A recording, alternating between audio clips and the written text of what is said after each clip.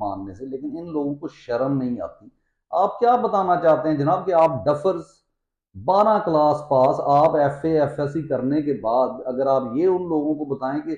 वो डॉक्टर्स, वो बच्चे जो अपनी मेहनत से, जो दिन रात मेहनत करते हैं और एक क्रीम होती है पाकिस्तान की, वो निकलते हैं और फिर उनका काम क्या है कि उन्होंने सीखना है, उन्होंने एक बहुत ही जो कह लें कि अच्छा पेशा है जो इंसानियत के लिए है, इंसानियत का इलाज करने के लिए है और जिसको कदर की निगाह से देखा जाता है।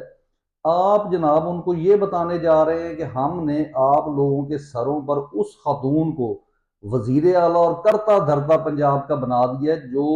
आपके इस इदारे में तालीम हासिल नहीं कर सकती थी क्योंकि उसके वो नालायक थी, लेकिन क्योंकि वो यहाँ पढ़ नहीं सकी, वो जनाब अब आपकी ऊपर लगी हुई है, वो आपकी तनख्वाहें डिसाइड करेगी, वो बल्कि अक्सर अचानक से चक्कर लगाएगी।